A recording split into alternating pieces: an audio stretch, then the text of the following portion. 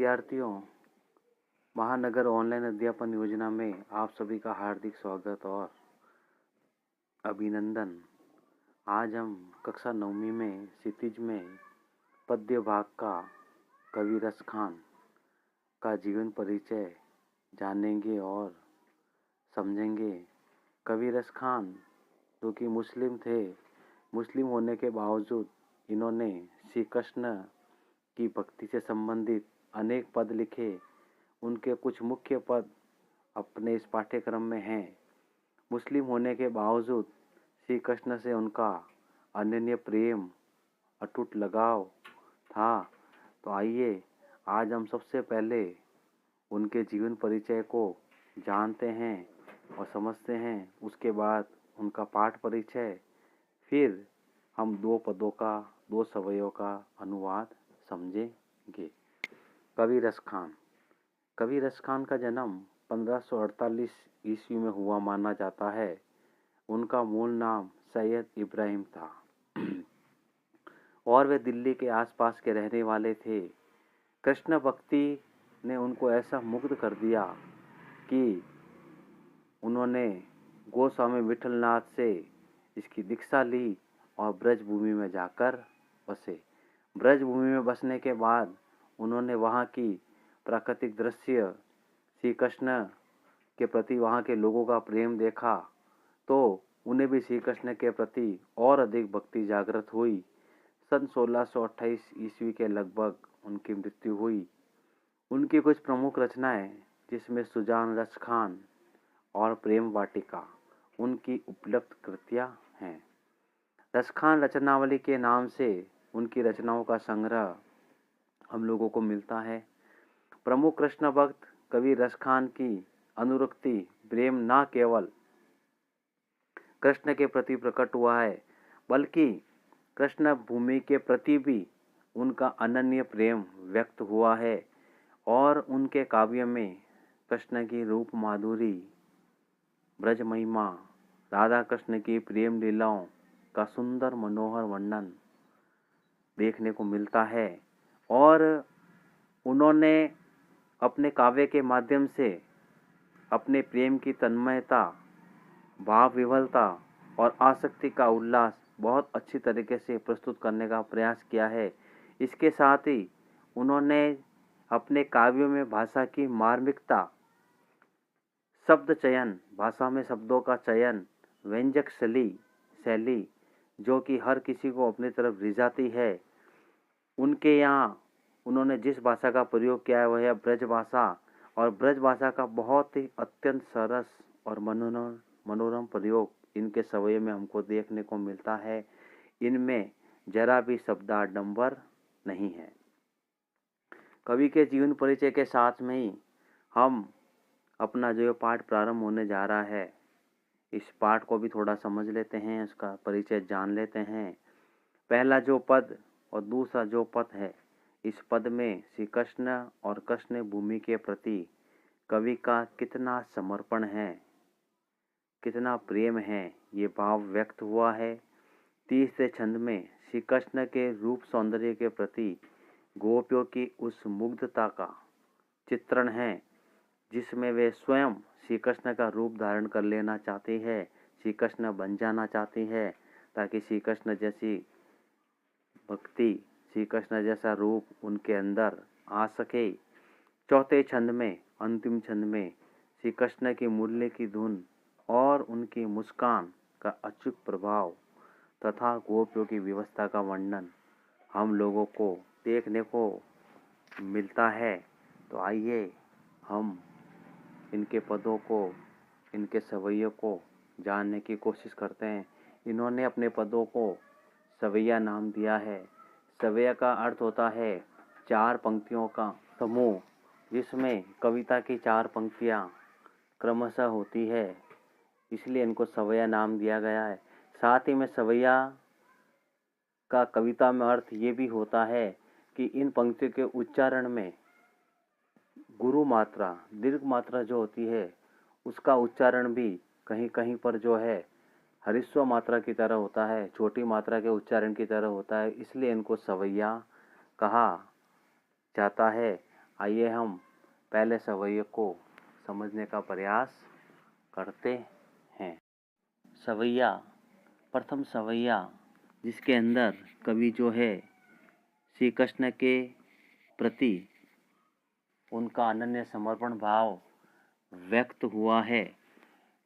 मानुष हो तो वही रस खानी, बसो ब्रज गोकुल गांव के ग्वारन।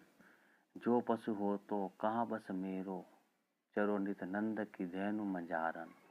पाहन हो तो वही गिरि को, जो कियो हरि छत्र पुरंदर धारन। जो खग हो तो बसेरो करो, मेरी कालिंदी कुल कदम्ब की डारन।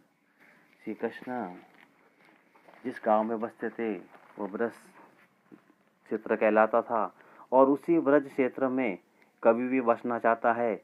इन पंक्तियों के अंदर कवि का यही भाव व्यक्त हुआ है कि प्रस्तुत पंक्तियों में कवि ने श्री कृष्ण उनके गांव गोकुल ब्रज के प्रति लगाव, कि कवि का ब्रज के प्रति गोकुल के प्रति कितना लगाव है और किस प्रकार वो वहाँ पर बसना चाहता है, यही भाव अपनी इन पंक्तियों में कर रहा है।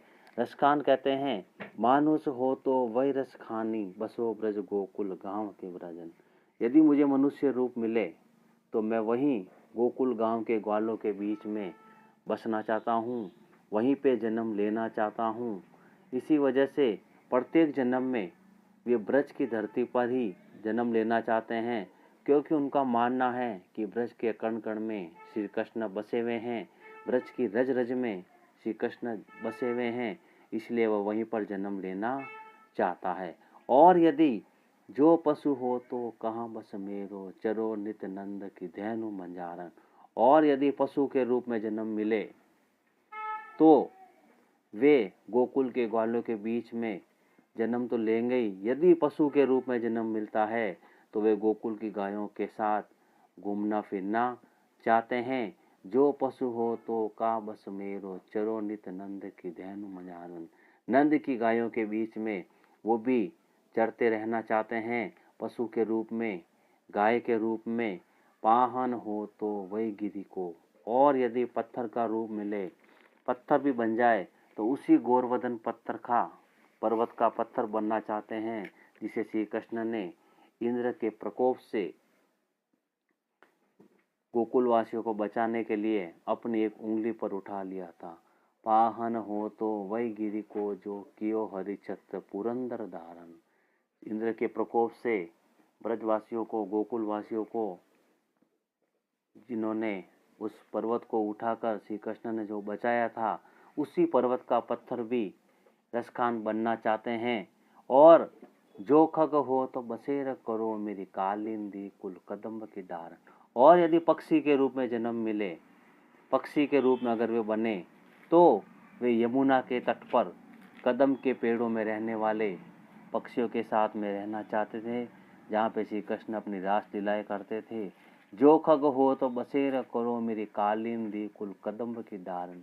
कदम के वृक्ष के नीचे, कदम के वृक्ष के ऊपर वे पक्षियों के रूप में यदि उनको जन्म मिले तो वे उसी ब्रज भूमि पर, उसी वृक्ष के ऊपर उन पक्षियों के साथ में रहना चाहते हैं। इस प्रकार रसखान श्री कृष्ण का सामीप्य प्राप्त करने के लिए उनको किसी भी रूप में जन्म लेकर उनको प्राप्त करना चाहते हैं, उनका सामीप्य चाहते हैं, चाहे वो मनुष्य का रूप हो, चाहे वो पशु का रूप हो, चाहे वो पत्थर का रूप हो, चाहे वो पक्षी का रूप है। हर कदम पर, हर चीज में वो श्री कृष्ण का सामीप्य प्राप्त करना चाहते हैं। यही उनके पहले पद में व्यक्त हुआ है। मानुष हो तो वही रस खानी, बसो ब्रज गोकुल गाँव के ग्वारन। जो पशु हो तो कहाँ बस मेरो, चरो नित नंद की धेनु मंजारन। पाहन हो तो वही गिरि को, जो कियो हरि छत्र पुरंदर धारन। जो खग हो तो बसेरो करो, मेरी कालिंदी कुल कदम्ब की डारन। सवैया दूसरा पद, दूसरे पद में भी पहले पद की तरह श्री कृष्ण को प्राप्त करने के लिए उनकी वस्तुओं के प्रति भी श्री रसखान का बहुत गहरा लगाव देखने को हमको मिलता है। या लकुटी अरु कामरी यहाँ पर राज तिहुपुर को तचिधारो। आठों सिद्धि नवनिधि को सुख, नंद की गाय चराए बिसारो। रस खान कबो इन आखिन सो, ब्रज के वन बाग तड़ाग निहारो, कोटिक है कल दोतक दाग, करीले के कुंजन ऊपर वारो। इन पंक्तियों के अंदर कवि रसखान का भगवान श्री कृष्ण एवं उनसे जुड़ी हुई जितनी वस्तुएं हैं उन सारी वस्तुओं के प्रति भी उनका बहुत गहरा लगाव, बहुत प्रेम देखने को मिलता है। और इसलिए वो कह रहे हैं, या लकुटी और कामरिया, यदि मुझे श्री कृष्ण की लाठी और कम्बल मिल जाए तो मैं उनको प्राप्त करने के लिए तीनों लोकों का राज तिहुपुर को तज डारो, तीनों लोकों का राजपाट तक छोड़ने के लिए तैयार हूँ। यदि मुझे श्री कृष्ण की लकड़ी और कंबल जिसका वे उपयोग करते थे यदि वो मिल जाए तो मैं तीनों लोकों का राजपाट छोड़ने के लिए तैयार हूँ। आठों सिद्धि नवनिधि के सुख, आठों सिद्धियाँ जिसमें अणिमा, महिमा, गरिमा, लघिमा, प्राप्ति, प्राकाम्य, ईशित्व और वसित्व, ये आठों ही अलौकिक शक्तियाँ जो कि 8 सिद्धियाँ कहलाती है। और 9 निधियाँ जिसको पाने के लिए देवता भी प्रयासरत रहते थे, जिसमें पद्म, महापद्यम, शंख, मकर, कच्छप, मुकुंद, कुंद, नील और खर, ये कुबेर की 9 निधियाँ कहलाती है। तो कवि कहना चाह रहे हैं, आठों सिद्धि नवनिधि के सुख, आठों सिद्धि और नवनिधि का सुख भी यदि कवि को नंद की गाय चराने का अवसर मिल जाए, मौका मिल जाए, तो वे इसके लिए आठों सिद्धियां और नवनिधियों के सुख का भी त्याग कर सकता है। रस खान कबो इन आखिन सो, ब्रज के वन बाग तड़ाक निहारो। और जब से कवि ने ब्रज के वनों, बगीचों और तालाबों इत्यादि को देखा है तो वे उनसे दूर नहीं रह पा रहे हैं। कवि कहना चाह रहे हैं, यदि अगर उनका आंखों को कोई भी चीज़ का अगर सुख देखने का मिले तो इन आंखों से वे केवल ब्रज के वन, बाग और तालाब को ही निहारना चाहते हैं।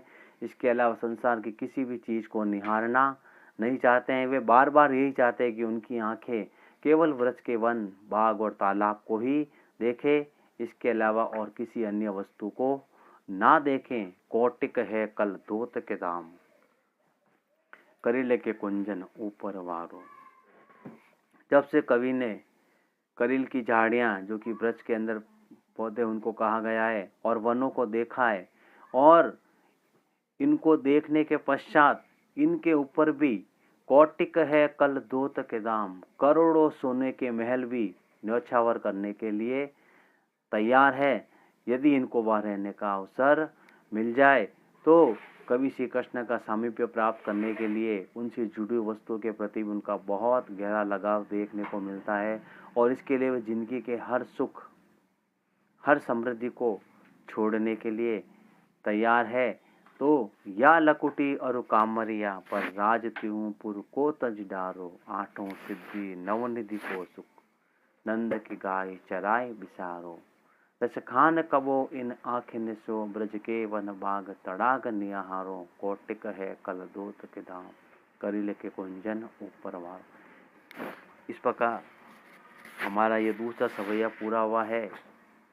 हमें वापस इसके भावार्थ को समझना है और गृह कार्य में कवि का जीवन परिचय, इस अध्याय के शब्दार्थ और हमें इन दोनों पदों का भावार्थ अपनी अभ्यास पुस्तिका में करना है।